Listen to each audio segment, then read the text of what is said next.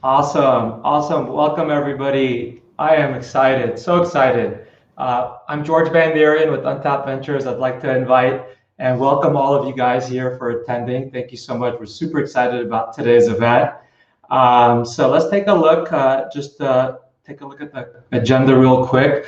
I'll kick us off, set the tables, some opening remarks, and from there we'll roll into a nice, fabulous fireside chat with Tim Young and David Murphy will go ahead and moderate that. And from there, you'll hear from the startups from our 2021 Future of Work Studio-Accelerator program. They'll present 5 minutes each.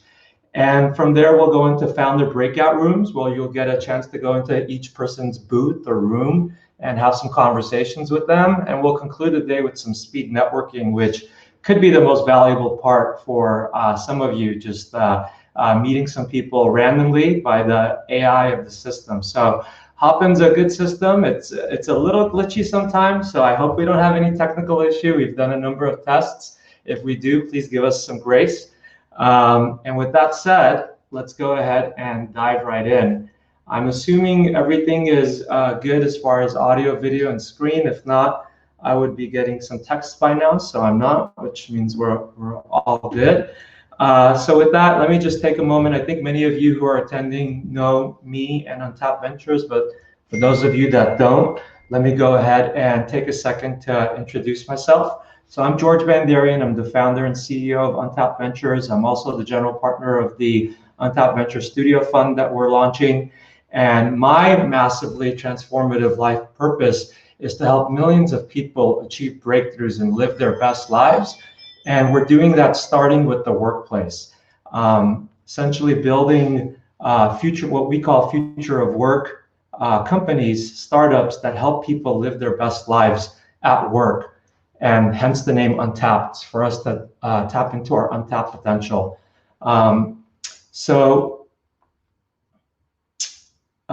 Here we go. Yeah, we're a startup studio.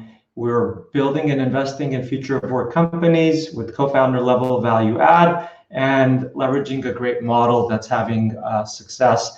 Our focus, as I mentioned, is in the future of work, and this is what you're going to hear from our founders. We look at the future of work through 5 different focus areas, which includes purpose and personal development, new and emerging models of work and ways to earn a meaningful income, productivity, the latest in productivity tools, well-being and mental health at work, and entrepreneurship.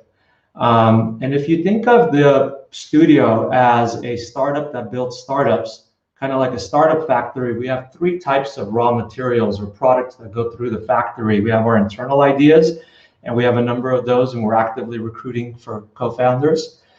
We work with corporates, and we have a couple of those that we're active on. And our focus for today's session is our work with early stage founders and startups like the ones you'll hear about today who participated in our 2021 Future of Work Studio-Accelerator program. As a fund, we also invest in deals directly. And one of our portfolio companies, Topia, just had a big win. And I found out that in addition to 776, Alexis Ohanian's fund, and Bonfire Ventures, Kevin Durant from the Brooklyn Nets and his fund, 35 Ventures, also invested in the seed round, $5 million raise at a $25 million valuation. So we're very proud of them. So that's kind of a little bit about Untapped. We have a tiny but mighty and quickly growing team here. And I particularly want to give a quick shout out to my partners in crime, Deanna and James, who ran this program with me, and did a fantastic job. We've kind of been focused on this for the first 6 months of the year and really, really excited to share the progress with you today. And speaking of the program, and this is what happens, sometimes I start talking a little fast, so let me slow it down a little bit. So speaking about the program, let me kind of introduce it. So it's the Future of Work Studio-Accelerator program. And today, literally today, we conclude phase 1 of the program. We had over 150 applications. We started with 23 teams, and you'll be hearing from 8 of the graduates, the best teams that made it all the way through until the end. And the program the phase 1 was all about, it's called Launch, and it ran from March to June. And it was all about validating what we call problem solution fit as part of our overall Untapped traction methodology. So really helping the teams narrow down and focus on solving an important big problem for, primarily a single customer segment with a single solution that could be scalable and repeatable, and a venture scale company that could attract the investment of people like Tim, who you'll hear from momentarily, and other VCs. The program was sponsored by the City of Burbank, and we'll hear from them in just a second. But what I wanted to share is that today's presentations are not going to be your father's accelerator demo day pitches, which kind of all sound the same, and they've been overcoached and things like that. We, as a startup studio, we celebrate failure. We're pausing and pivoting are good things, and the sooner we do that, the better. And the teams were given just a very simple outline to follow. Where were you at before the program? What happened in the program, and what did you learn? And where are you at today? And what are you going to do next? So it by no means, as you hear it, are we tooting our own horn or taking credit for the phenomenal job that the founders have done. It's really a candid reflection on their learning and their validation journey. I first heard this at BYU, which has the leading entrepreneurship program, and I just love this format. It's just a super candid, transparent sharing format about what you learned and what you're going to do next. So I think you guys will enjoy it. It'll definitely be different. And so with that said, I want to go ahead and invite up Marissa Miner from the Economic Development Department at the City of Burbank, our amazing partner. None of this would be possible. Let me see if, there you are, Marissa. Hey. Can you hear me? Yes. Great, wonderful. Thank you so much, George. And on behalf of the City of Burbank, I'm really excited to welcome you all to today's showcase. As George mentioned, back in January, the city partnered with Untapped Ventures for the launch of this Future of Work Accelerator program to help stimulate the economic development and enhance innovation for tech startups, entrepreneurs, and small businesses. And a part of Burbank's entrepreneurial ecosystem, this Future of Work Accelerator is just one of the many programs that the city has for entrepreneurs and businesses to inspire, empower, and grow. As some of you may know, and we hope you know, Burbank is the media capital of the world, and it's home to some amazing companies like newly announced Netflix, animation, Warner Brothers, Disney, and so many more. It's a hub for media, entertainment, and technology, and our goal really is to help foster the next generation of talent and support an innovative workforce. The city's partnership with Untapped has been wonderful, and we are really, really excited to see what new and innovative ideas are shared here today. We can't wait to see what the cohort has put together. So please stay tuned, everyone, for more information on our upcoming programming and partnerships. You can always find us online at econdevburbank.com, and I'm sure you'll be hearing from both of us in the future weeks as this program progresses. In the meantime, we really do hope you'll consider Burbank as your home. When you look to grow or start your company, I'm going to be in the sessions as well to share some information. So I look forward to networking with you all and answering any questions you may have. And thanks so much. I can't wait to see everyone. Bye-bye. Awesome. Thank you so much, Marissa. Cool. So let's see what we have next. Here we go. Yeah, so with that, I'd love to invite up Tim Young, the founding general partner at Brainiac Ventures, to join me on stage for our fireside chat on the future of work and the latest in venture capital, the future of venture capital. I'd also like to invite up David Murphy, founder and CEO of Techfire. Let me introduce him real quick, host of Burbank Tech Talks. Let's see, are you guys up on stage here? Yes, you are. Hey, guys. Sure are. Hey there. Hey, how you doing? All right, cool. So let me stop sharing and properly introduce David, and David can also then introduce Tim. And congrats. I just have to say, George and your team, amazing, event here and amazing things you're doing. And thank you to Marissa and Mary and the whole Burbank team. They are amazing what they've built. I mean, so many, cities, San Francisco, right? You hear about horror stories about them making things hard for startups at every opportunity, but Burbank's rolling out the red carpet, and here we all are. So that's great. Yeah, I couldn't agree with you more. And so let's introduce that man that was just speaking. That right there is David Murphy. So David is the founder and CEO of Techfire. He founded it in 2013 to organize programs to help founders build a startup ecosystem. They've done over 60 events in all over the place: Burbank, San Francisco, Santa Monica, online, and some pretty significant tech conferences. David, I really look forward to a great discussion with you, Tim, and myself. And so, take it away. Well, awesome, and thanks, George. I'm looking forward to a great discussion here. And again, we first met each other around the ecosystem in the area around Burbank, and it's just been amazing to see all that you've achieved here since we last saw each other live in person. So congrats, man. Super Thank awesome. you. I appreciate Thanks that. for what you're doing. Founding Techfire is all about supporting the ecosystem. I founded it after meeting Elon Musk at a Pando monthly event back when Sarah Lacy was doing those. And I ended up getting 6 figures from Elon after meeting him at the event for the project I was running then. So I was like, we've got to have more events, happening in SoCal. This is fun. So we started with then head of SV Angel, for a fireside chat, and here we are, more than 60 events later. It's just really fun, especially when we have a great speaker. We like to pull out some of the human stories and learn about people beyond all the tweets and blog posts that we've read about them, and see what what someone's thoughts are that maybe are too much to post online. I guess this may be recorded though, so we'll see. We'll see how much you're willing to share, Tim. But no, you've been someone who's been on both sides of the table. I'm just going to dive in a quick bio here for Tim. All of you may have read his background, but to borrow Mark Zucker's term, he has indeed been on the entrepreneurial side of the table, and not only started a company, but had a huge exit, an 8-figure exit. And he's quite the Renaissance man. He learned to code Fortran at age 10. He's a patent attorney, of course, in a big, huge firm. He's founded that startup in Beijing, China. He's studied engineering. I mean, just quite incredible guy. And then he, of course, turned VC here.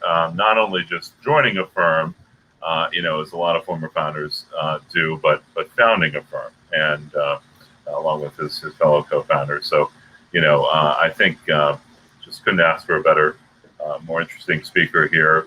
His startup, Bridge, want to hear more about that, was in the future of workspace itself, say.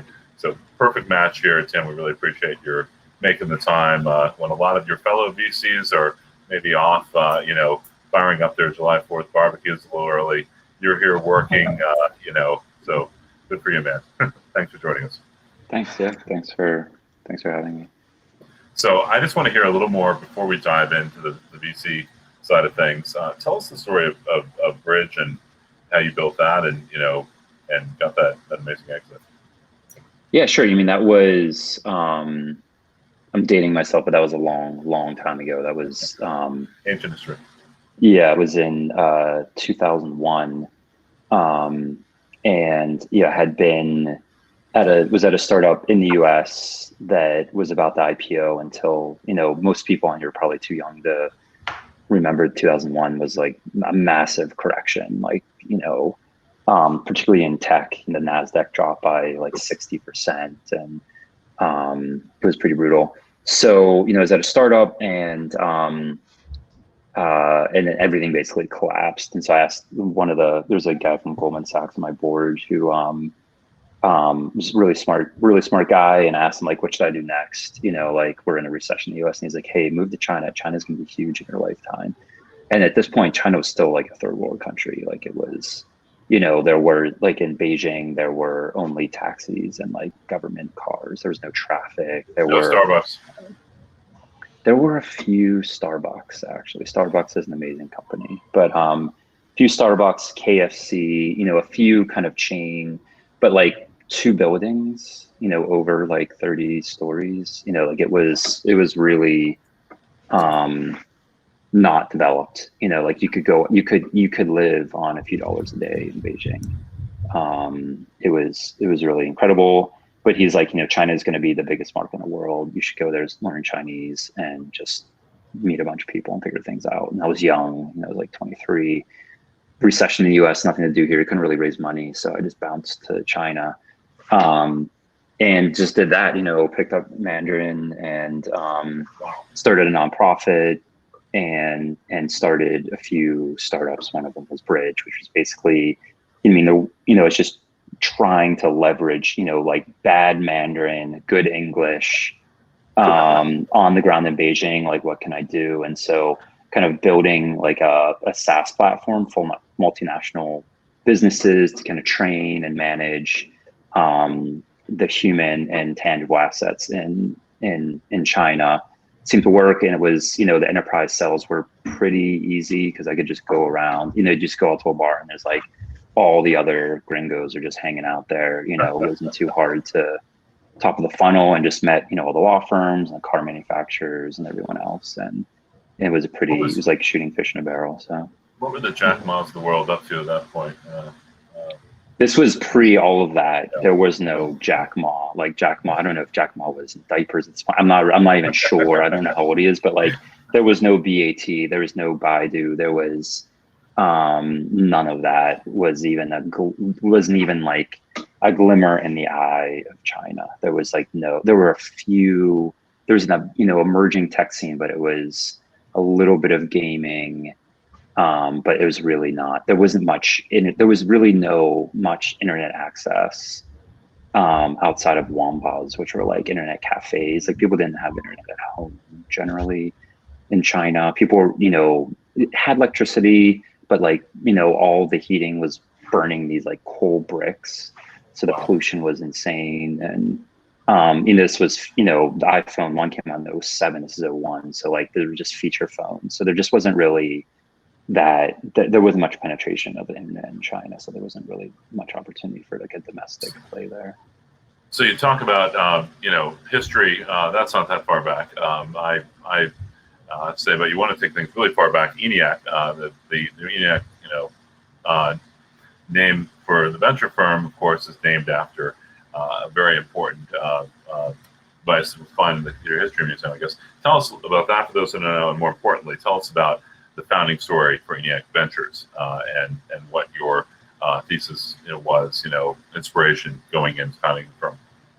Yeah, sure. So I met my partners 25 years ago at the University of Pennsylvania. We're all in engineering school, all engineers, and also to kind of like this was 1995, and we didn't have like GUI emails yet. Like our email was like command prompt. So like you'd literally like type in like inbox and it would like list your emails, and you go to like read to and it would open that email. And it was all, the domain was eniac.upenn.edu. So we all had, you know, ENIAC emails, you know, when we started out, met each other. ENIAC was, you know, one of the first, was the first automated computer, one of the first computers. It was like a vacuum tube computer that was built at the University of Pennsylvania in 1942 for the Department of Defense to kind of calculate artillery trajectories. And so it was one of the first computers ever built, massive, you know, kind of whole large room sort of computer. And it's something we walk by every day, you know, going to class. And so it was a good kind of homage to our roots in West Philadelphia at Penn as engineers. When we came together in 09 to found ENIAC, it just seemed like a great way to kind of, you know, point to our history and the history of technology and our history at Penn. And so that's where ENIAC came from. Yeah, and I've known my partners for a long time. Like we're in, you know, school together, joined various organizations together, did a lot of community service together. You know, we're in each other's weddings, you know, godfather to, you know, a lot of my partner's children. And so we've, you know, it's a very close kind of, you know, family business almost, if you will. And it's been going great. You know, been doing it for 12 years now, and just recently expanded the team massively. We have 12 people now. And it's great. You know, we have just hired three new investment professionals and hiring a fourth. So anyone interested, let us know. It just hired Anthony Hoff from TechCrunch, who's Amazing. like one of my One of my heroes. favorite reporters. Yeah. So now he's like a colleague of mine, which is just wild. I was a huge fan of his for a decade, just reading all of his articles. And so, yeah, it's been great. It's been a really fun journey. Well, it stinks to lose him on the reporting side, so darn. But I know Techfire is going through some corporate overlord changes, so it's smart to join you guys. He's still putting out a lot of great content, just under the ENIAC flag. So you can still read his insightful articles, but they're just going to be with us, as opposed to with TechCrunch. So. Well, that's good. Feel free to engage and follow him, and for sure. Looking at some of the companies you've invested in over the years, I mean, Airbnb, SpaceX, SoundCloud, it's, pretty impressive, LinkedIn profile there for sure. Tell us, just to jump right in here ahead, and I'm going to bring in George in a minute too in this discussion. I want to do a little bit more on the history of the firm and everything, but just to dive right into the future work topic a little bit. You look at those amazing companies. Who do you, what do you think right now are going to be those, companies we'll see on your LinkedIn page 10 years down the line? Particularly, what types maybe from the future of work space are you most excited about? You don't have to name names. Top secret portfolio companies are those you're chasing right now. But on the future work side particularly, and maybe more broadly too, because we have folks in the audience from all sectors, what kinds of startups you're most excited about right now? I'm curious. Yeah, absolutely. I have no problem naming names. There's one company in particular. All my portfolio companies are great and they're doing well and everything, but just a few kind of future of work related. I think one I'm really passionate about, the name is Brightwheel. And Dave Vasson, I met him about 5 years ago. And he had 10 schools on his platform. And, now he's on the verge of becoming a unicorn, and I'm still on the board. And so what he facilitates is people in their home to form like an early education center or daycare center. So really kind of proliferating, just the use of software to enable people to start small businesses in their home. And, an idle workforce, you have, stay-at-home moms, stay-at-home fathers, or other people with, education or childcare background that, are willing and able to, provide an amazing service to parents that need some assistance. And they've been just, it's just been absolutely a skyrocket, a rocket ship on all fronts. Now it's, I don't know, but we might even be in hundreds of thousands, but tens of thousands of small businesses. Some are small chains, but a lot of them are just, mothers and fathers at home taking care of children.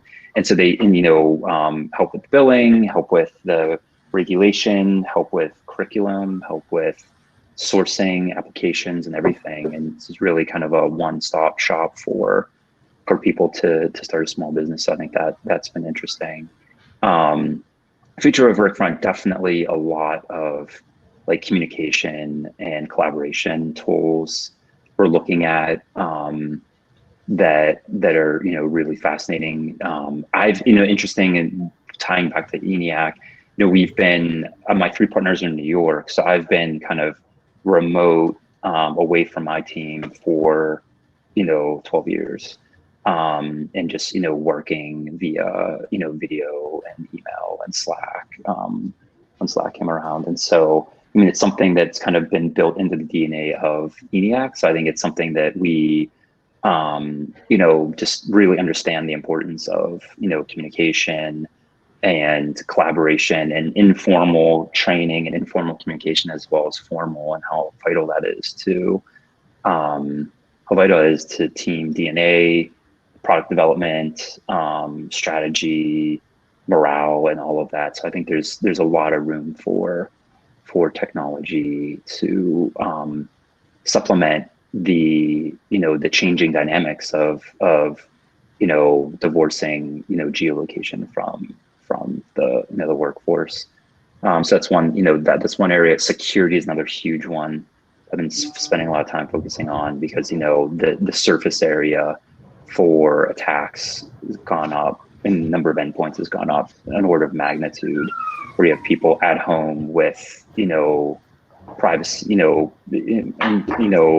PPI and confidential information that would generally just be in the workplace behind a firewall. So there's a lot of security issues as well that I think are quite fascinating. There's also just we do a lot of automation, a ton of automation, and so there's just going to be a massive shift in just the available jobs for human beings going forward. So just like training, retraining, and just reorienting the workforce around an ever-changing technology stack, I think is something that's really fascinating as well. That's going to be really important. So those are a few things I'm interested in, with a few examples. But yeah, I'd love to hear George's take on all this as well. Awesome. And I want to ask you, George, and I just have to say, I was on the presenting team of Hotline Communications back in the 90s, back when the IRC was all there was before internet, before AOL and Messenger and everything. It was bulletin board chat, file transfer program. We used it to coordinate. Our main CTO was in Australia. I was in Washington, D.C., team members in Toronto. And here we are, Laura, now working remotely. Some are coming back to work. I mean, George, obviously this couldn't have been better timing to think about this, but how did you decide, future work was going to be focus here? And what are your thoughts on what's most exciting, besides, of course, all the companies, we'll hear from today? Yeah, great question. So in that time period that Tim was describing, I was finishing up USC. And so I remember TCP/IP, like every time I had to check my emails. And then I came out, I graduated 2000, and 2001 was the bubble, and the bubble burst that Tim was talking about. So the company I grew, AMI, was in the document management, business process automation space. I had my exit in 2018, and I was super intentional about what I wanted to do next. It took me a while. I launched Untapped a year ago, almost exactly to the day when my third son, Gianni, was born. We just celebrated his birthday on Saturday. We had like 100 people here. So I launched my third son and Untapped on the same day, literally, That's in the busy. hospital. Yeah. And it's been a fun ride, but I'm really, really grateful that, so really I knew that I wanted to, like, I'm a self-development guy. I'm a breakthroughs and transformation and like the whole Maslow's hierarchy and self-actualization. But my lane was in B2B SaaS, enterprise, for the company that I built. And we sold to military, schools. We sold to SpaceX, aerospace. High volume, high compliance industries. And so Untapped was, what now feels, like a really great way to marry my purpose around helping humanity self-actualize and my lane, my experience, which was in the B2B SaaS kind of world, enterprise world. And so that's where this whole future of work thesis comes from. So I think I would have done that anyway, even if we didn't have the pandemic, because it's just been the perfect marrying, building, in my mind, B2B is too wide. B2B SaaS is too wide. Even future of work in the 5 categories we've defined that I shared briefly is hard to track because there's so much going on. But we have our arms around that, and we're really focused. We don't market ourselves as an impact fund, but we're really focused around, helping people live their best lives. And so it's been great. It's been, some people think Untapped is about untapped markets or customers or founders, and yes, there is a multiple entendre around that, but it's really about that untapped potential in all of us, and really starting off with this first fund, at least, with it being, at work and helping people self-actualize at work. So that's kind of a little bit of the backstory there with Untapped and kind of how we view the future of work, and how we've defined that. We have a seminal investment thesis on Medium and done a lot of thinking around that. Fortunately, it's a very hot area as well. The way we look at those 5 categories, the valuations and exits are all doing great, but it's been fun. It's been very fun in this short year. We've been busy validating a lot of our own assumptions and kind of building things out. Well, I can't wait to hear from some of those companies shortly. We have a little over 10 more minutes here. I want to make sure, happy to pull in any audience questions for Tim or George. Feel free to post those in the chat or on the Q&A tool. Happy to jump in with those. But I have lots of burning questions myself. I'm going to try to get to in a sort of lightning round mode here, as many as we can. I just want to say, it's been a roller coaster, right? I mean, now the roller coasters are reopening at everywhere from Magic Mountain in LA to, all over. But it was a roller coaster in the VC startup ecosystem during the pandemic. Bottom dropped out, people thought initially, and then, boom, crazy growth. Obviously, it makes sense in retrospect. Everything moved to digital. But as we come out of, lockdown and return to whatever kind of new normal we're in, we all hold those terms to, so much. Tim, what do you think we're going to see in terms of, valuations, in terms of term sheets, the balance of power between founders and VC funds? I mean, it seems like there's so many new seed funds that have gotten started. Everyone's booking rolling funds last fall for a while, and there's just so much happening. Is it a founder's market? Is it going to continue to be for a while? What are you seeing trends-wise on the balance of power? Yeah, so it's really hard to say, right? I don't have a crystal ball, and it's not really my job to kind of predict the macro scene. I just try to find the best founders and deals at the seed level and join those projects. But yeah, it's definitely like I've been in venture on one side of the table or the other for 20 plus years, and we're in unbelievably unprecedented times for like a founders/sellers market. It's really unbelievable what's happening, and I think a lot of it's driven from just insane valuations in the public market for tech companies, and kind of a lot of capital chasing like a few high quality deals. I think some companies are based on fundamentals, like I said, like Brightwheel, like Tenda is another deal we did 3.5 years ago. It's a $9 billion company now. That's based on a reasonable revenue multiple, but there's also a lot of like slop and sloppiness. I think the SPAC market's a little bit there's some great companies SPACing. We have some great companies SPACing, but there's also some very speculative things going on that aren't based. They're completely divorced of all fundamentals, altogether. So that concerns me. And then just a lot of really aggressive activity in the market. Like one example for sure is like Tiger Global, which I think is great. I think the partners are great. They just led a huge round, and a company that near and dear to my heart, Brick. It's based in Santa Barbara. But like they are scaring the jeebers out of the multi-stage funds right now, because they're doing Series A's and above, and they've got a huge team and a huge fund, and they can with Brick, we're going around circling and sniffing with all these Series B firms, and got a few term sheets, and then Tiger Global came in and literally 72 hours did more work than any of the other firms did in a week or two, and gave us a great value proposition, and we took it. So they're really eating the lunch. Wow. The model. I mean, like the Vision Fund was a big game changer, but now like the Tiger Globals of the world and the Coatures of the world are really changing things up. So it's been pretty fascinating. Well, that's interesting. On that point, Yeah, if I could just jump in, I wanted to ask Tim, one thing we haven't talked about is have any experience working with venture studios, startup studios like Untapped Ventures, and kind of the quality of the spin outs that come out, any investments into that? Yeah, absolutely. Yeah, I mean, there's we've been working with kind of incubators and studios for decades, across the board, from and Y Combinator is something that I'm very, very close to.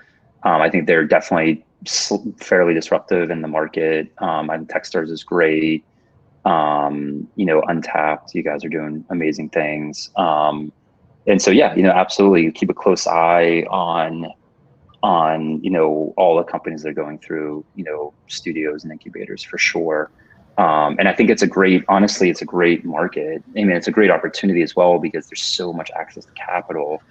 You can take a few founders in, groom them, help them out, and then, have an enormously high conversion rate to seed and Series A. So yeah, I think it's a really great business model, while we're in this really extreme sellers market. And I'm going to ask you to share a little bit of your secret sauce, George, with the rest of us. Maybe some of your top advice that you've given founders in the cohort that those in the audience might benefit from. Yeah, I'd be happy to. And hopefully this will be on display here in the next segment. But really, our methodology is all about that early validation.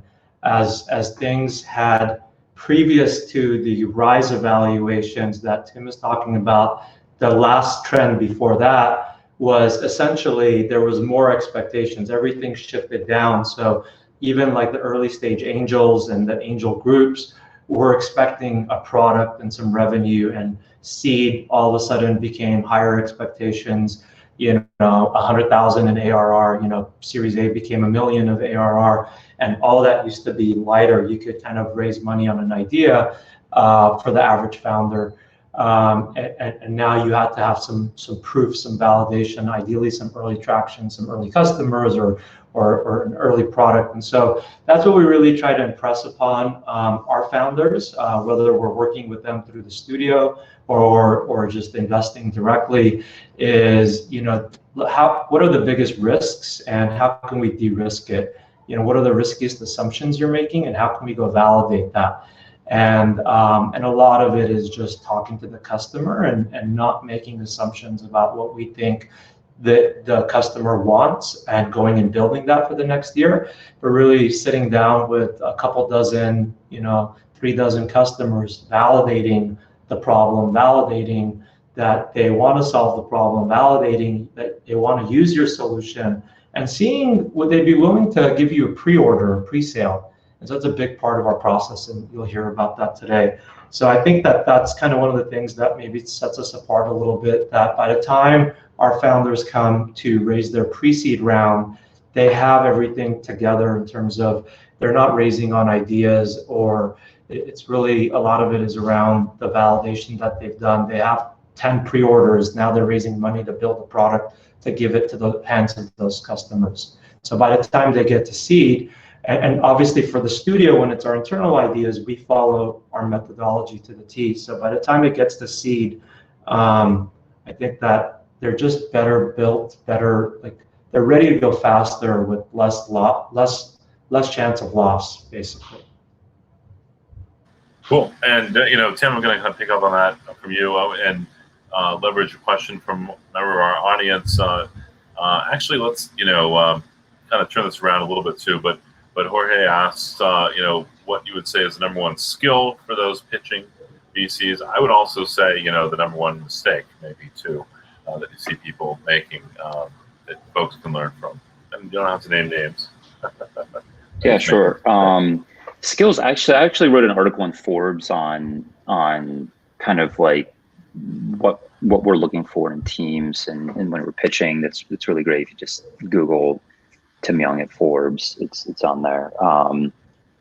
And I published another article today. But I mean, for pitching specifically, I think like just knowing your business, like choosing your business well. I think every entrepreneur on earth was put on earth to start a company, and I think the mission is to find what that company is, and you'll know it when you find it. Like if it's, there's a lot of people at, business school kind of like searching for a problem to solve, and like those aren't the founders that I back. The founders I back are somebody that's like lived and breathed the problem for a decade, sick of it, and they want to solve it, or like have a family member that like, is struggling with a disease they want to cure, or like something that's like, this is your life's work.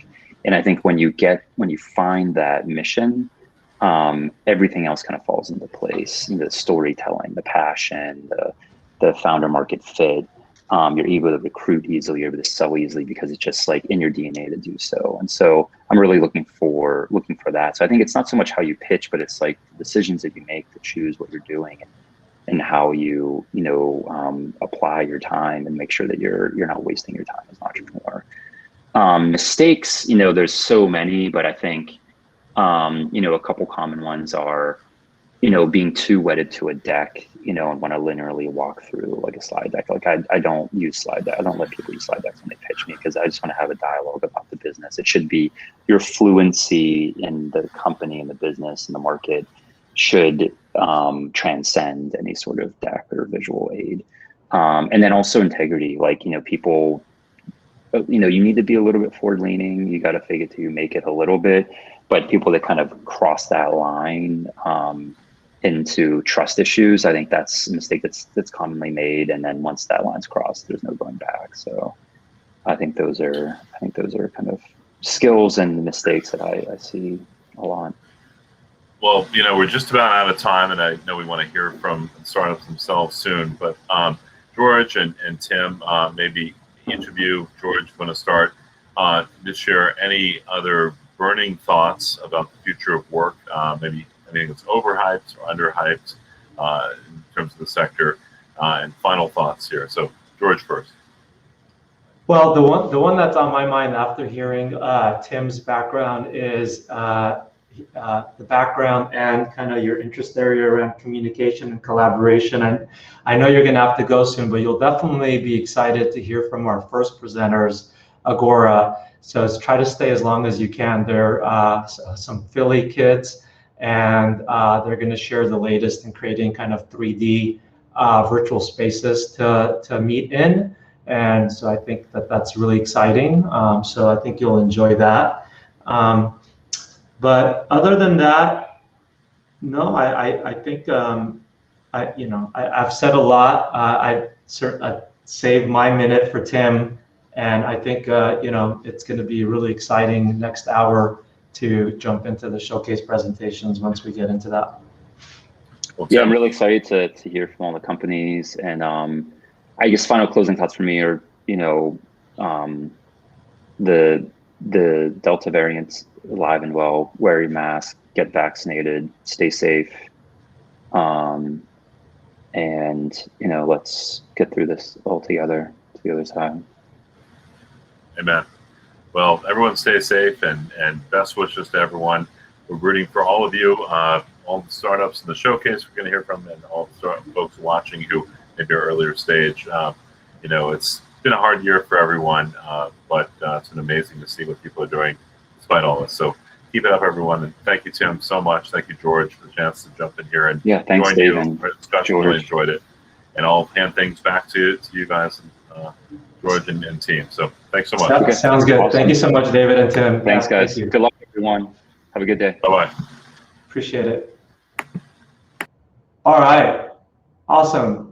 So that was fun. It's so great to hear from Tim. This is where the next step, right, for a lot of the founders that are presenting, and many of you that are on the line from the founder side. So, without any further ado, let me go ahead and invite up Deanna Lesage. She's the program manager, and she's going to go ahead and introduce the teams so that they could go ahead and start pitching. So with that, Deanna, there you are. How are you? I'm great. How are you? Awesome. All right, I'm going to leave. I think everyone's seen enough of me for now, and I'll let you do your thing. Awesome. Thanks so much. Great chat, David, Tim, and George. That was awesome. Oh, what happened? Oh, we're back. Okay. That was awesome. So yeah, we're super excited to bring up the startups from the Future of Work cohort. They have worked incredibly hard over the last 4 months and really put in the time to iterate on their ideas and learn from the market. So very excited to bring them up. Going to just share this really quickly. This is the order that they will be brought up in. I can just give you kind of a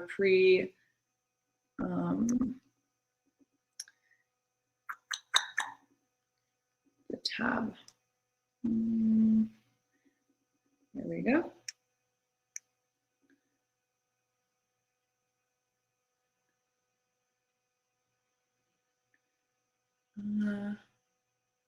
Is it sharing? Screen share. Maybe not.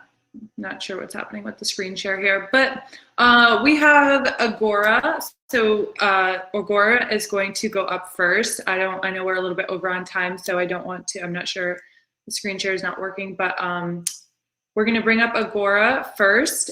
Ethan Berg has been working on a really interesting startup that we're going to jump into in a moment. So why don't we just bring up Ethan onto the stage and we can let him take it away. Hello, can you hear me? Yes, I'm gonna go off now. Sounds Good good. luck. All right, how is everyone doing today? I'm just gonna share my screen really quickly. All right, hope everyone can see this. No problems. All right, well, hi everyone. My name is Ethan Berg. I am the co-founder and CEO of Agora, and our mission is to democratize 3D and immersive technology. So before we started working with Untapped, meaning George, James, and Diana, we were really unsure about who our specific target market was. We had a lack of structure when it comes to prioritizing a lot of our tasks and development feature sets, and we had an unsustainable long-term vision when it comes to fulfilling our team's mission. And during this program, we were able to learn a lot because we talked directly to our customers. So we've conducted over 100 discovery calls, and we've hosted multiple events on our platform, which has allowed us to take that feedback and release version 1.0 of our product. And today, where we are now is a pivoted and refined vision where we are building an ecosystem that the community is able to enhance and build onto.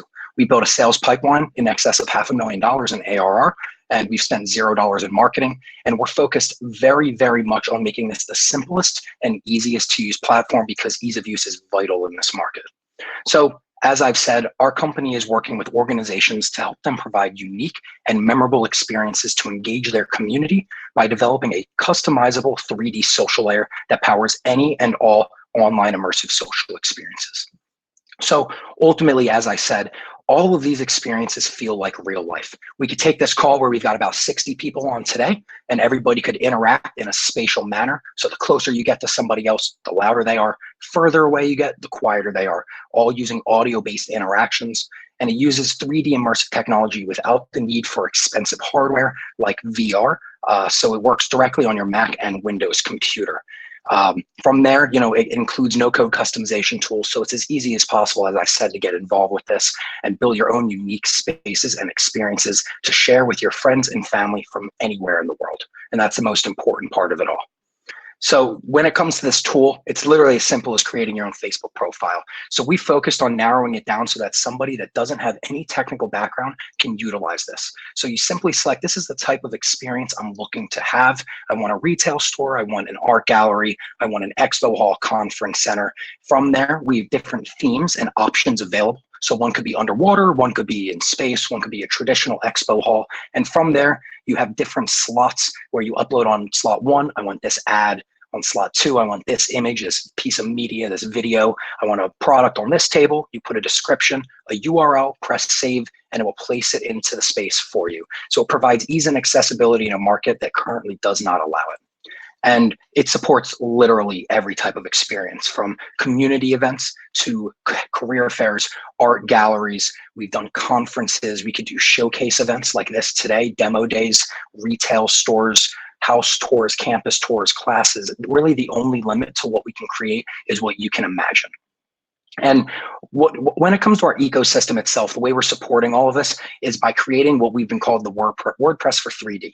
So down here at the bottom is what we're focused on, the core development, the foundation. So we're building environment hosting, no-code toolkits, the ability to have cross-platform development, social interaction, so that our partners and creators can offer their own extended functions, their own integrations, their own plugins, their own environments and themes that can be utilized by our experienced hosts, who can then offer that to their community to experience it together in real time. So far, we've ran multiple events. As I said, we held the Diversitech Summit Career Fair back in March. We had 250 attendees who spent an average of an hour and 42 minutes walking through the hall, interacting with potential hires and employers, and interacting with one another. We also held the opening event for Philly Tech Week a couple of weeks back, and we've held multiple art galleries, nonprofit events, networking events, and looking into NFT spaces now.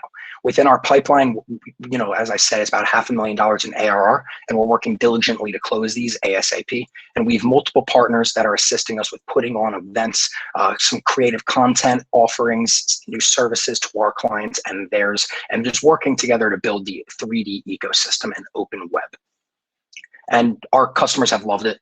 They've been very engaged. They were immersed. They've also said that at the end of the day, this is something that they would want to experience with their friends and family from all over the world in order to keep that bond strong, to create memories and make memories together, which is really just an amazing thing. Right now, we're in our early access, so we have people actively using our platform for their own social experiences, and we're working hard to get to our public release where we'll have commerce integration, the ability to stream webinars and YouTube videos, Twitch streams, etc., and deep linking, and moving towards a community-led ecosystem, and finally, a more photorealistic environment where you look like yourself, as well as the environment looking more realistic than ever before. And in order to get there, we're raising $1 million. I've put a lot of money into this myself because I firmly believe in this vision, fully invested. And we're taking this money to get ourselves senior developers to build the most advanced platform on the market, while also taking into account the marketing side of things and gaining awareness and exposure in this space. Thank you for your time today. And if you're interested in building the future with us, please stop by our booth later. Thank you.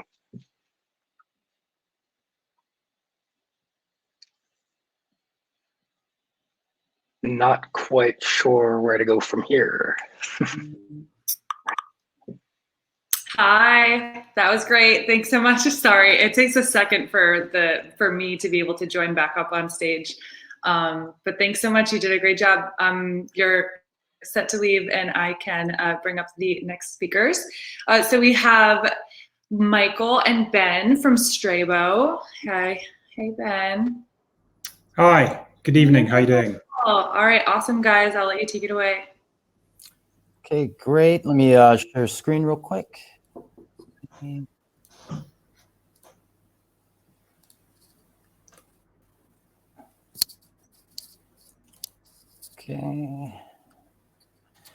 Okay, great. Awesome. Can you guys see my screen? Looks fine. Awesome. Okay, cool. So so my name is Michael McDungan. I'm the CEO and co-founder of Strabo. And then I'm accompanied by Ben Waterman. He's our CFO and co-founder. And we're Strabo. We're a portfolio tracker, which is a B2C fintech platform for expats and global investors. So leading up to Untapped's program, we did get a lot of done, but there was definitely some things that needed to be ironed out. One of which was product direction. Before we entered the program, we had a bunch of different features that were in the backlog, but we didn't know exactly how to prioritize or which ones to build out for our launch. In terms of target market, we're also like in a dilemma in terms of who to focus on first. Do we focus on a niche market, such as expats, or do we go towards a mass market for our go-to-market strategy? And last but not least, we lacked a lot of structure. So we had a lot of ideas. We wanted to run a lot of different experiments, but we didn't know exactly how to go about it in the most efficient way. So during the program, we had an opportunity to do a lot of things, but I think there was 3 things that really helped us get us to where we are now. One of which is testing our product designs with live users. So this helped us actually narrow down exactly what we're going to build out for a launch. We also conducted several different interviews to verify and validate the problem solution fit, as well as to test different offers. And I got to say, the Untapped team and the cohort were really good. They give us a lot of good structured feedback. And yeah, I think that was one of the best things that we got out of it. Now, today, I'm happy to say that in terms of product, we really narrowed down exactly what we're going to build, which helped actually expedite our launch date. So now we're launching this August. In terms of users, we signed up 120 users for our beta launch. And today we have a lot of direction. So we have a lot of resources and infrastructure to conduct different experiments, sprints, and we really refined our go-to-market strategy. So today, our company, Strabo, we're developing a fintech web, web application to help expats and global investors manage their assets across the world with a customizable portfolio tracker that tracks all the wealth in real time. So Ben will take it from here. Lovely. Thanks, Mike.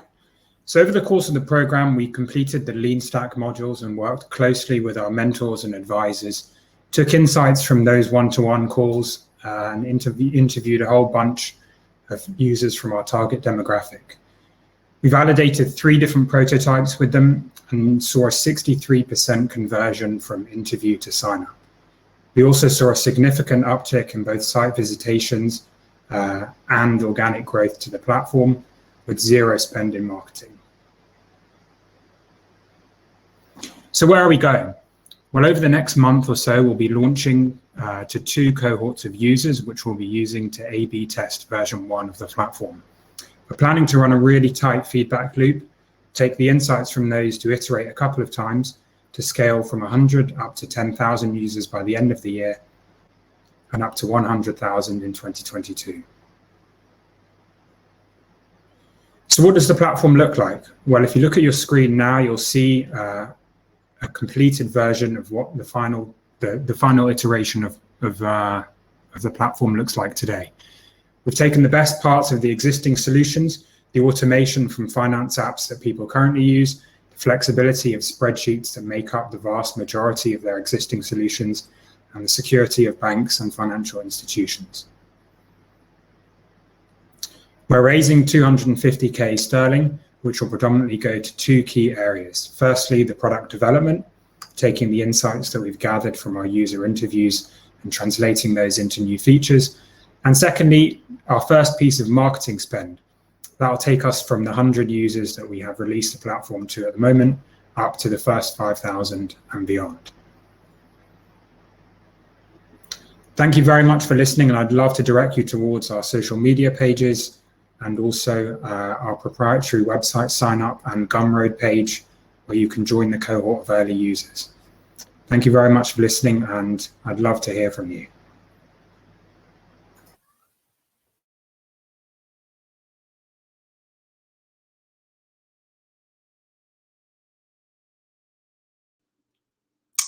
Hello, awesome job. Thank you so much. Thanks. Okay, great. So next up we have TabPay. We have Ryan coming up from TabPay. He should be joining any moment. Awesome. Hello. Hi, how are Can I you? share my screen? Yeah. All right, great. Kick it Thanks, off whenever Sam. you're ready. Hi, my name is Ryan Deitch, and I'm the founder of TabPay. I'm here today to tell you how we are reinventing responsible credit. When I started with the program just several months ago, I actually had a completely different business idea. I had identified a white space in the growing buy now, pay later industry. That industry had done a great job of acquiring customers, but they catered to a different customer than I had expected. It was a little bit more affluent. And so I uncovered an opportunity to help a more underserved consumer afford the things that they need the most, not just those big ticket items that you get to break up here and there. What I ended up creating was a model where I could bundle purchases. Instead of just breaking up one, bundle many and then break them up. However, then I went through the program. Through mentorship and guidance, conducting lean sprints and experiments, and interviewing consumers all over the country, I evolved and pivoted the business model into something much bigger. There was a line in the Lean Stack module that I know stood out to a lot of us, and it says, love the problem, not the solution. And when I could truly remove myself and just focus on the problem, I understood it was much bigger and more important than I could have imagined. My interviews opened me up to understand the true fears out there that exist for a lot of different people, especially in the more underserved segments. Those fears around overspending, fears around the debt trap, how difficult it is to dig yourself out of a hole once you get into it, and how expensive that is. And really, there was a massive lack of financial literacy. The problem, once I could remove myself, I realized was that there are over 150 million people out there in the country shut out of mainstream credit. And unfortunately, those with the least end up paying the most just to get access to money, where unfortunately a lot of scenarios get them into the whims of predatory and manipulative lending. Credit should and can be democratized, and we're here to do just that. TabPay is reinventing fair lending through the lens of responsible credit, creating one of the first credit platforms that empowers and enables individuals to take control of their spending through training, education, and financial literacy. The premise is the only way to really solve and crack a code that many have failed at is by changing the approach and the business model in how we partner with and issue credit to borrowers. We are here to align our success by providing low interest access and training people how to use credit responsibly. By low interest, I mean half the interest rates that banks and others can do. And we can do that by starting and treating every individual different. People are more than just a FICO score or a number. There is a lot of alternative data out there that looks past what's happened to people and the different circumstances and can give them an opportunity to show what their abilities are in the future.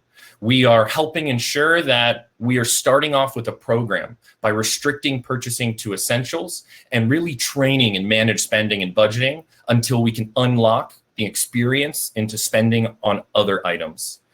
The next is education, integrating education into the entire lending experience. To grow with us, you might start small, but we will lay a path to unlimited opportunity to grow your credit line, to grow into other credit products. And we are creating educational modules and content to go through.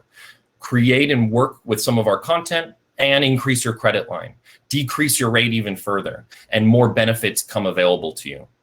We can do all this and wrap everything around with behavioral finance. Through nudging, active learning, and different gamification strategies, we can start to lay out a path to actually develop an ecosystem of better borrowers. Instead of just hoping that people incur debt and making as much money as we can off them, this is a partnership model. Let's grow together. Let's do it at fair practices and fair rates. And as you grow, we grow. We only win if you win.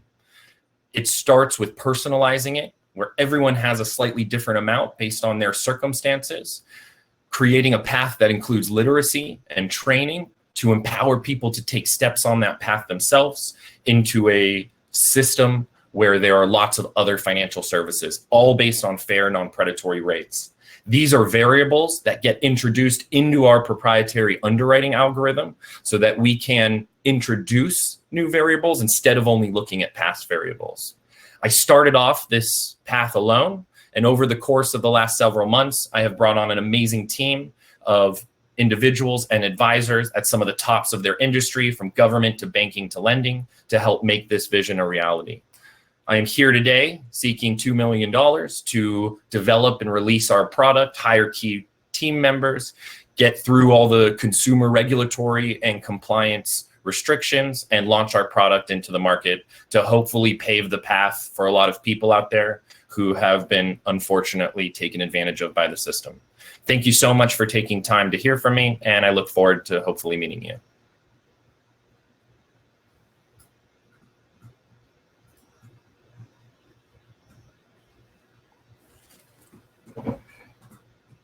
Great job, Ryan. Thanks so much for sharing. I love the passion every time. So great. Next, we have Air Block. So we have Janet and, oh, my keeps breathing. Sorry, we have Janet and Brian from Air Block. I think they will be coming up in a moment.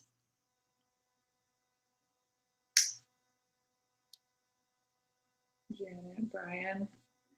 Looking at all the comments from the stage, people are loving these. Are going so great. Hi, Brian. Hey, Deanna. How's it going? Good. How are you? Doing great. Loving all the sessions and the talk earlier too. This is awesome.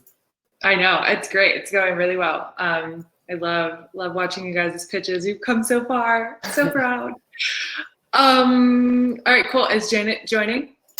Yes. Let me just make sure.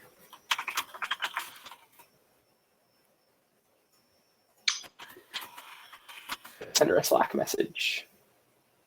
Yeah, a couple of people are saying they maybe don't see her yet, so you might have to do it solo. But luckily, I have watched you do it solo.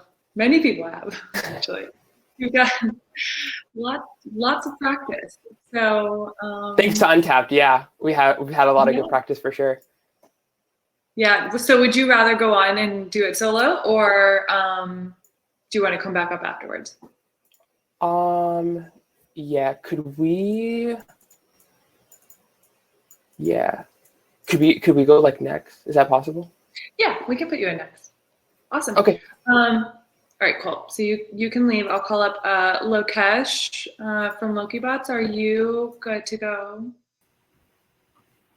Hey, you're so on it. So on it. All right, excited. I will let you share your screen. Thanks so much for joining early. Sure.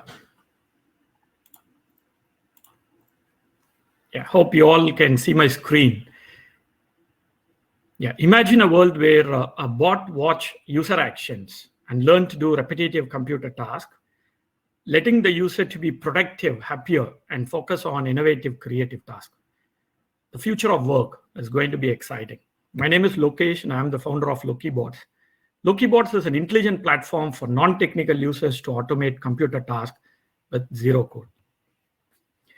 Before we joined the Untapped Venture program, we were looking for a platform for everyone, for all industries, for all geographies, all segments, all functions, B2B, B2C, every segment. And everything was a priority for us. We accepted an ask from a data center. We jumped on to create a bot for a Canadian museum. We're exploring process mining capabilities when our process automation has not matured yet. During the program, we went through a discovery phase where we spoke to 100+ customers and validated the problem and the solution we built around it with 30+ customers. And we are able to identify the riskiest assumption, test and refine it. Based on the insights and the feedback, we moved on to a better user experience and migrated to a new user interface with simple screen for non-technical users and provided them a free trial access. And then finally, we gave them an offer deck to understand, are these customers ready to pay? They have validated the problem and the solution we have, but are they ready to pay? If they are ready to pay, then what is the major problem we are trying to solve for them? And if they're not ready to pay, how long it is going to take for them and what features they are looking in our platform to sign a contract with us. As we learned, we went through this discovery program and then insights to traction. One key area where we focused is target market. Okay, that was one of the biggest pain points for LokiBots when we started our venture, as well as the segmentation. Okay, today our focus is only on B2B, and within B2B we are focusing on small and medium enterprises. Within small and medium enterprises, the ones who are using web-based SaaS products, okay, especially non-banking financial corporation and the back office function, focusing on finance, HR, and legal. And then the final part was to provide a solution where we identified the early adopters.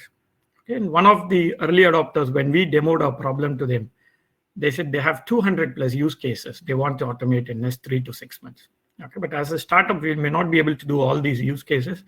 So we have to prioritize the problem we are planning to solve among those use cases, and then come up with a minimum viable product which is going to solve this problem. Today, we are very proud where we are today. We have launched the minimum viable product in June with a better user experience and migrated to a new user interface. And we have hosted LokiBots on both GCP and AWS for our customers. And we have signed 7+ customer contracts in Q2 with a strong pipeline of 15 B2B customer contracts likely to be signed in Q3. One of the largest engineering conglomerates showed interest to invest and jointly develop along with us our platform. And we were listed in top 50 startups out of 1350 startups at a corporate venture program. On the go-to-market front, we onboarded 12 plus partners and resellers, and then gave them standard marketing collaterals to go and generate leads for us. Our company, LokiBots, is helping non-technical users in small and medium enterprises to automate data tasks with software bots that require zero coding skills. And we take only 1/10 the cost and 1/5 the time to grow and scale without new hiring. On the traction front, as we said, we spoke to around 100 plus customers, validated the problem and the solution with 30 of them, and offered 20 of them for a pre-sales of $250K annual revenue this year. This is a quick preview of LokiBots. We can see sections onto the left where we are able to group all the processes. On the right, you see all the bots accommodated within each of those sections. There is a simple workflow, bot creation workflow, which is very intuitive for someone non-technical to go and create the bot. One of our e-filing bot in action, the bot is able to read through some unstructured documents and then trying to go and do the e-filing on behalf of a legal attorney. This is a resume parsing bot, which is looking at the unstructured resume on the left and then trying to feed the data into a form on the right.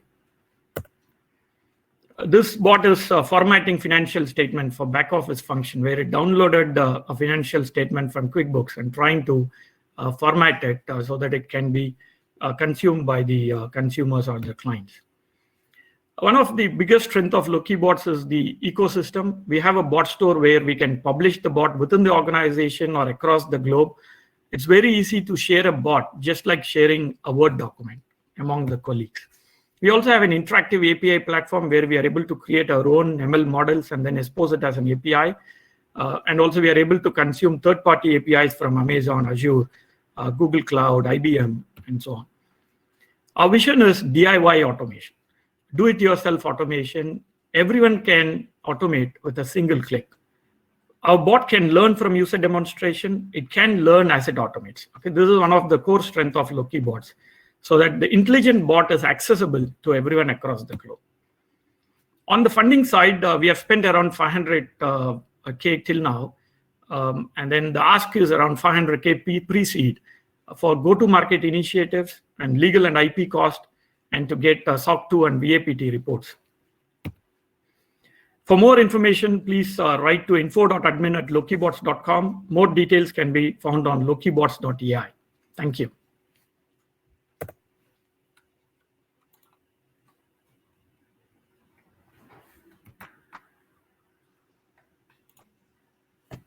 Awesome. Thanks so much, Lukesh. That was great. Thank you. Thanks, everyone. Yeah, no problem. Thanks so much. All right. Feel free to jump out. Awesome. Thank you, Brian. And do we have Janet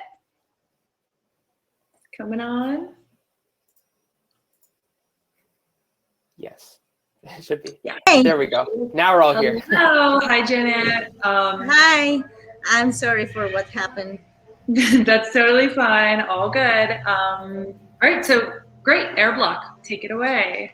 Great. Can you see my screen, right? Yes. Great. So I'm Janet Chacon, and I'm the CEO at the Group Technologies. And I'm Brian Huff, and I'm the Chief Technology Officer and one of the co-founders at Airblock. And we're excited to be sharing with you how we are turning paper documents into actionable data for value chains.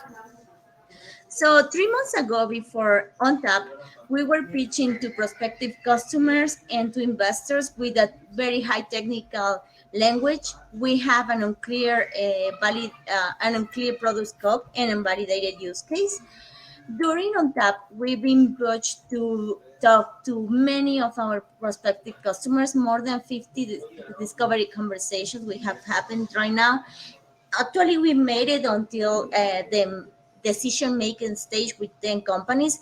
We raised capital and we became industry agnostic. So more than one companies in other verticals have reached out to us with their needs for digital transformation.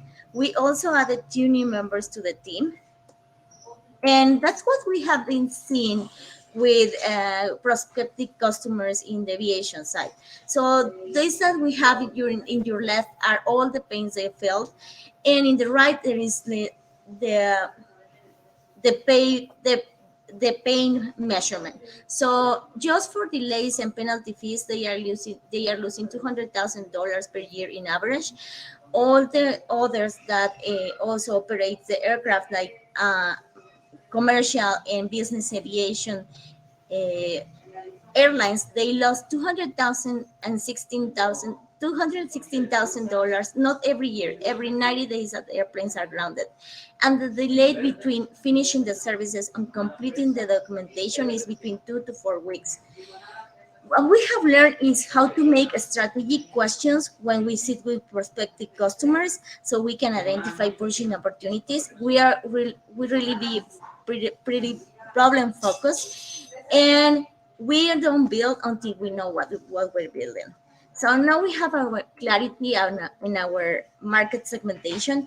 Now we know we are seeking to have contracts with these 30,000 companies that are making aircraft maintenance for the industry, so we can get 3% of the market in 3 years. That is going to be $100 million annual revenue for Airblock in 5 years.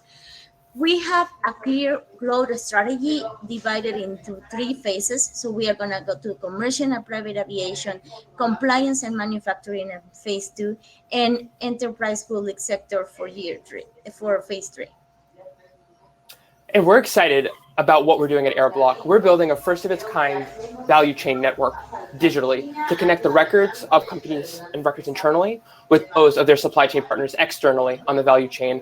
Through the last few months at Untapped, we've gained an immense amount of clarity around our unique value proposition and where we fit in the market that Janet just described to you. And of these 175 customer conversations, 40 have been specific sales conversations, and we've gotten to the decision-making stage with 10 of these. So these last few months have been crucial to building and also building out prospective networks for Airblock. And right now we're focused specifically on the maintenance and the manufacturing side of the value chains and scaling up from there.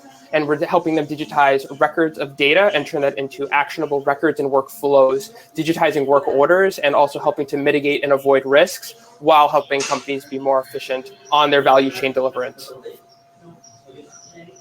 And we've had a lot of really exciting partnerships and working with a lot of very big names and companies. Recently, in the last couple of months, we presented Airblock to a panel of 10 NASA chief technologists. We got into NASA's iTech aeronautics program, and we were really excited to get that validation, really at the public sector level, that what we're doing is important and could provide a lot of value to the industry. And that's why we're aligning with companies and tech companies as well to really bring this to fruition.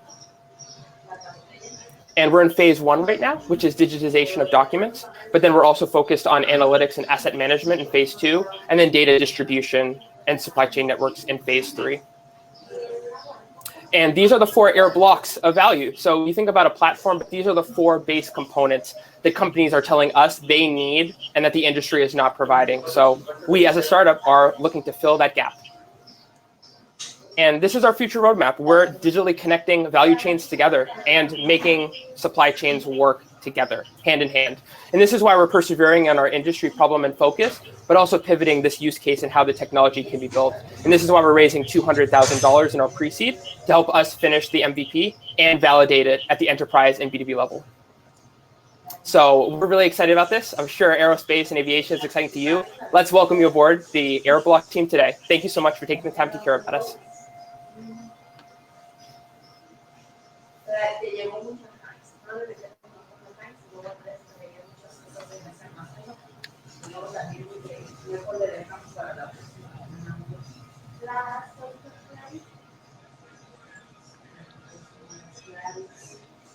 Awesome. Hi, guys. Thank you so much. Hi, thank you, Diana.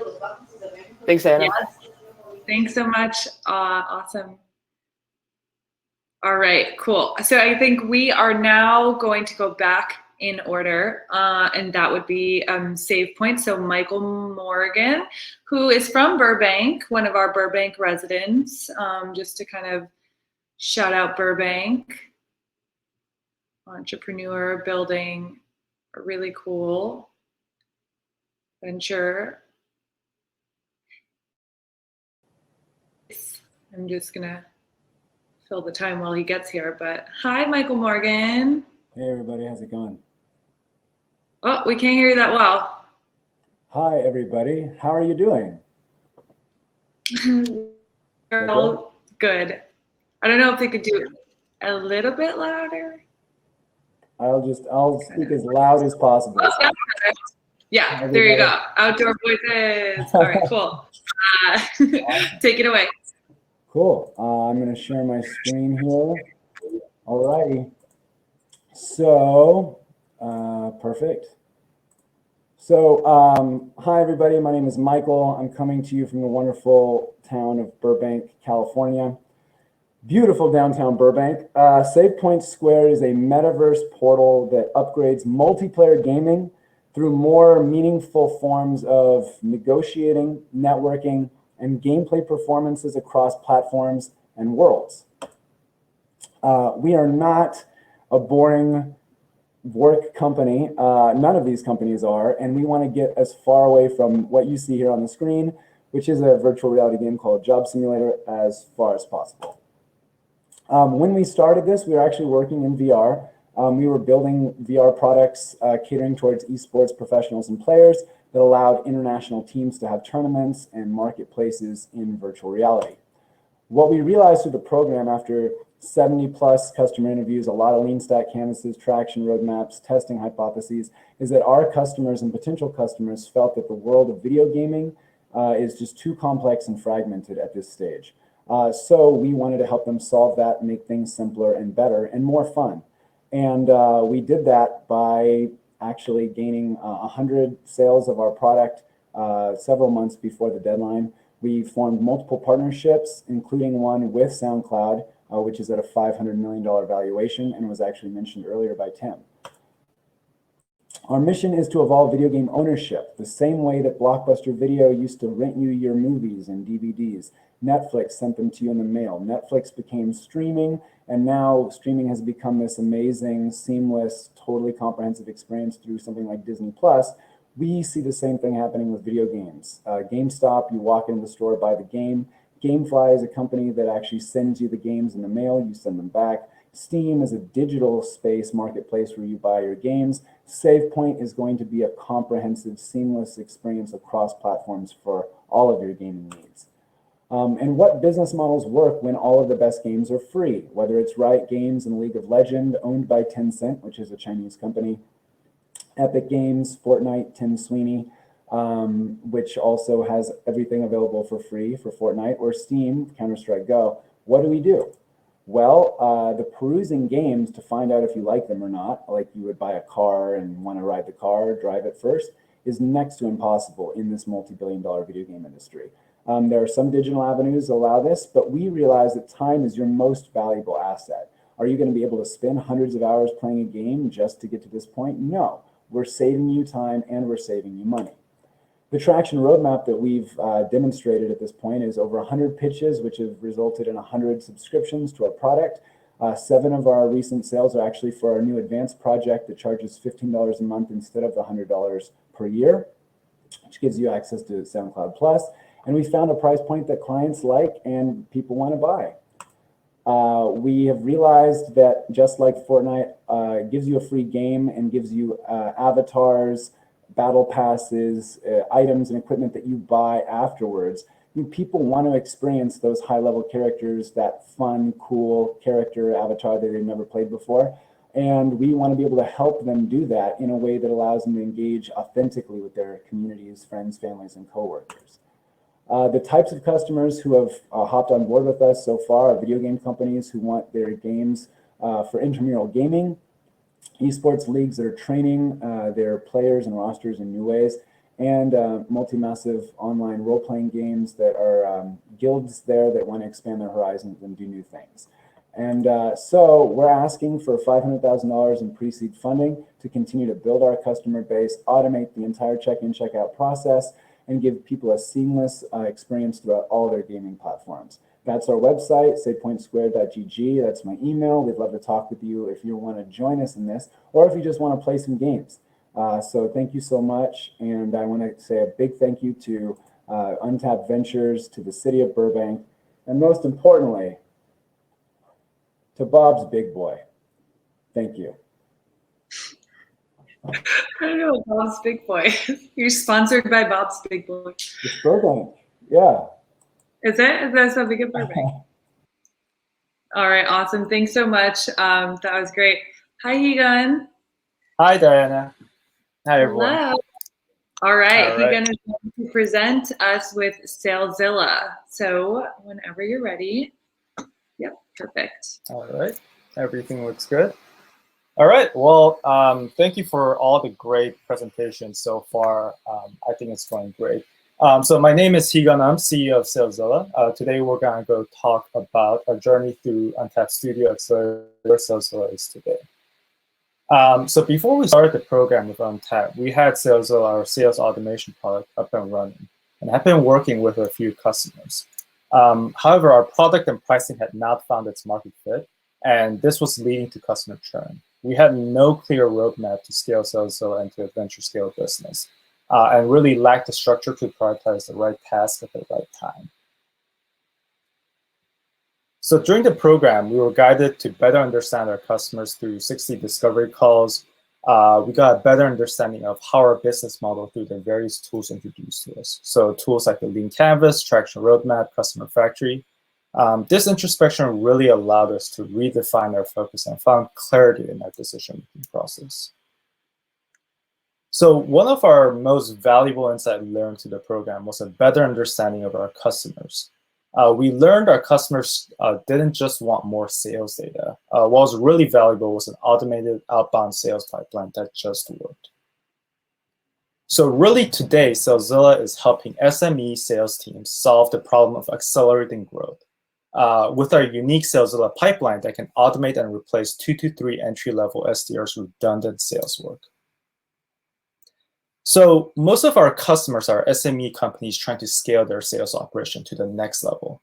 They usually have a sales teams of 2 to 20 people. They have tried various sales channels, but have not found consistent results. And what we realized is that most companies were trying to solve their growth problems by hiring more salespeople and buying more sales enablement tools. Most scaling are ineffective and expensive. Many of the sales teams we talked to during our discovery calls were doing very manual sales tasks on a daily basis. We're able to position Salezilla as a service that can automate the mundane sales tasks and empower the SDRs.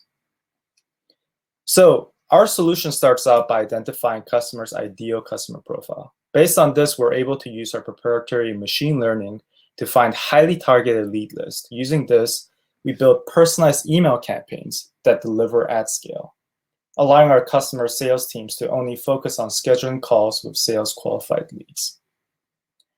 And one of our unique value proposition is email deliverability. Most companies buy email lists and set up their own email campaigns. It works well for a few months until emails start landing in spam and the domain plummets. By using highly targeted, clean data and processes in place to ensure email deliverability, we're able to double or triple cold email industry average. Our second UVP is cost savings. We calculated by using Salezilla service, on average, companies were able to halve their sales team's cost. Companies do not have to hire SDRs and only use sales tools that produce sales qualified leads. Over the Untapped program, we conducted over 60 plus discovery calls. Before the program, we had 2 customers and our MRR was at 1,200.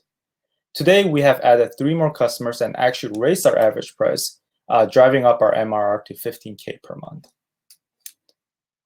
The program really has allowed us to understand our customers' problem and the current reality of sales teams. Sales teams today have more SaaS and sales enablement tools in their hands than ever before.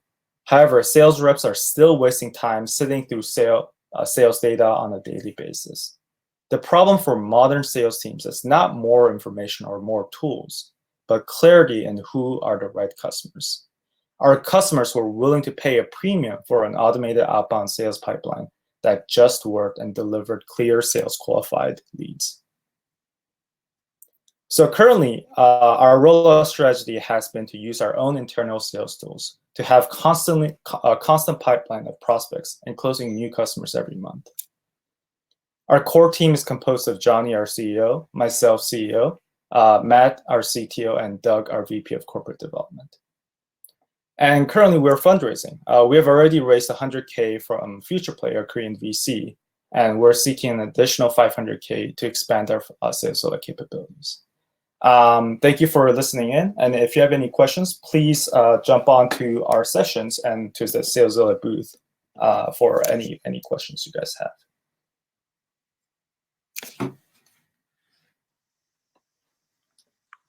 Awesome. Thank you so much. Great. Thank you. That was a great pitch. Awesome. Okay, great. Guys, we have one left, career co-pilot. So Krishna should be coming up in a moment. And not sure. I think maybe the whole team will be coming up as well. Let's see. Krishna, come on up. Career co-pilots, last one, and then we will open it up for sessions and everybody can kind of meet with these founders, go talk to them in person. No, Krishna?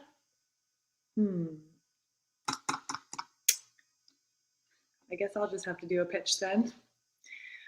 Kidding. I'm not sure if we have Krishna. So I'll give it a couple more seconds, but, oh, looks like he's here. Can you request audio video? That's how this works on Hopin. It's a great platform, just a little bit confusing to use if you don't already know how to do it. Oh, he's jumping in right now. Sorry for the delay, everybody in the audience. I'll help you kill a couple minutes of time here, Deanna. What do we want to pick? Go. Well, let me just talk about what's coming up next. Looks like Krishna's saying that he's having a little bit of internet spottiness, so that's okay. That gives me a chance to talk about what's coming up next. So first of all, I think this has been awesome. Next, we're going to roll into the sessions. So you guys are not going to want to miss that. So you've heard from all the teams. Everybody's going to have their own session. Is Krishna here? Okay, sorry. So I'm going to invite everybody. We had a couple hundred people register. We've had about 100 people here. And so that's going to be the next thing to do. The City of Burbank has their own kind of booth and session. We, Untapped Ventures, if you want to learn more about us or talk to our team, we'll have a booth there as well. I guess I'll just go ahead and share that as we're waiting for Krishna to come on. I guess I'll finish this segment, and then if Krishna can come on, that'd be great. And if not, I think we have some. We're gonna do his pitch video. I think instead, but you can finish. Okay. All right. So it looks like, yeah, Krishna, if you can come on, that'd be great. But we got to do it now.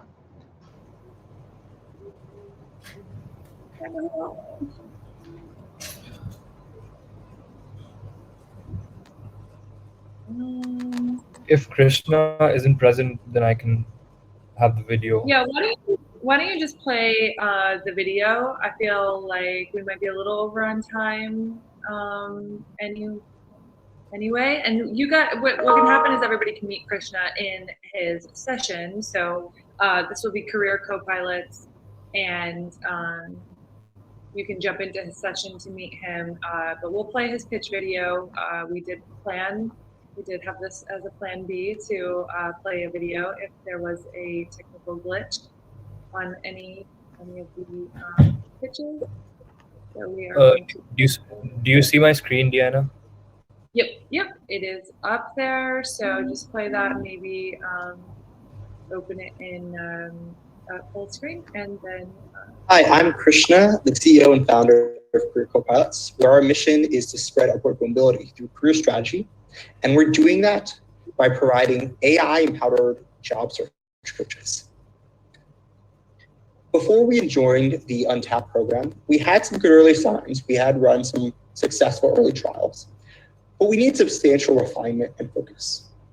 First off, we weren't moving as quickly as we could, in large part because I was working solo and we had limited bandwidth to go around. Secondly, we had done some early work with coaches, but the coaches were very diverse backgrounds, and we need to nail down exactly which background was ideal for our service and how we could scale that background. Finally, we had acquired and placed job seekers into jobs, but we had sold them with highly varying pitches and prices, and we needed to actually solidify that into something that we could use for hundreds of job seekers. So during Untapped, we first focused on building a team, and I went out and had trial and error with some teammates, but eventually was able to bring in 2 co-founders, one of which bringing operational and data analysis expertise, and the other bringing subject matter expertise in career coaching. In addition, Untapped helped us get back to the basics, the fundamentals of building business, and we reevaluated some of our key premises and what exactly we were including and what we really need to cut out of our product and out of our pitch. And over the course of over 100 user interviews and pitches, we iterated and we did cut down that product into a few key elements and cut down that pitch into something that was really compelling both to the coaches and to the job seekers. So now we're in the phase of ramping traction. We streamlined the MVP, we revamped that pitch, we built out our acquisition funnel, and now we're executing on it. First, we were focusing on the supplier side, and we nailed that. We nailed our target customer profile, and we enrolled and onboarded 16 of our coaches to be suppliers, co-pilots, and we have over 100 more on the wait list. We transitioned from that to start onboarding the job seekers, the payers. And we've gotten off to a good start on that, already booking 10K in new revenue and cumulative almost 40K in revenue over the past year with job seekers. So this allows us to solve our fundamental problem of helping the job seeker overcome what can be an overwhelming job search process. We do that by providing the definitive partner in job search. And that comes through 3 key elements that we're focusing on early on. So one is through that one-on-one co-pilot, which is a career advisor, a coach, and above all, a partner through their process of starting the job search all the way to when they get hired. In addition to that partner, we complement that strategist with actual expert hiring feedback that's crowdsourced from people who work at the companies that our job seekers are applying to. So that is written, asynchronous, structured feedback that's lightweight, enough for it to be very cost effective, but is insightful enough for it to allow the co-pilot and the job seeker to get to a job audition. Finally, the real clincher in all this is that we make this irresistible to job seekers by allowing them to pay via an income share agreement after they're hired, thus de-risking it for them and aligning our incentives. Altogether, this means that we provide the definitive partnership and affordable guidance for them every step of the way, mapping out what would otherwise be an anxiety-ridden, cloudy process. But what's even better is that we're collecting data every step of the way. Every bit of hiring feedback is collected and stored in our data set. Every week that they work with a co-pilot, we're tracking what strategy they're using and what outcomes they're getting. And the real insight is that in career strategy, the more you know, the more data you have, the more job profiles and industries you can serve. So this is going to be our flywheel, our positive feedback loop of having more data, thus having more efficiencies and automations, allowing us to more affordably serve a broader client set of clients. In other words, this is what's going to give us the AI empowerment that really allows us to scale to the next level and allows us to build the TurboTax of job search, penetrating a market that is similar in size to the tens of billions of dollars that people do with tax preparation services. So we've assembled a strong team to do this. I bring not only lived experience of upward mobility, but also academic knowledge of the job market and professional experience in hiring and building products from seed stage all the way to late stage. And I've assembled a team of people who complement my expertise and are enabling us to execute quickly on the vision. So the only ask is whether you'd be interested in participating in our fundraising round, raising 500K over the summer to scale 10x in terms of our users. Thank you.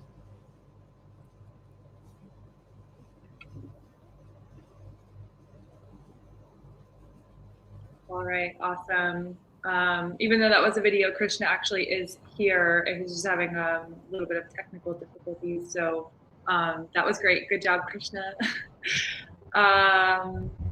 Awesome. So I think we're ready to go into the sessions segment. I don't want to hold it up any further, but you can Yeah, I just saw the stage chat. I was on the event chat and I was like, why is it so quiet? There's like no chatter. And then all of a sudden I came to the stage chat and I saw that it's just been off the hook the whole time. So that's really exciting to see.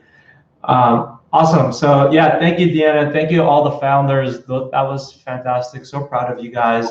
Now is that exciting time that we get to visit their sessions. So if you look on the left-hand side of your screen, you'll see that the sessions are now open. So each of the teams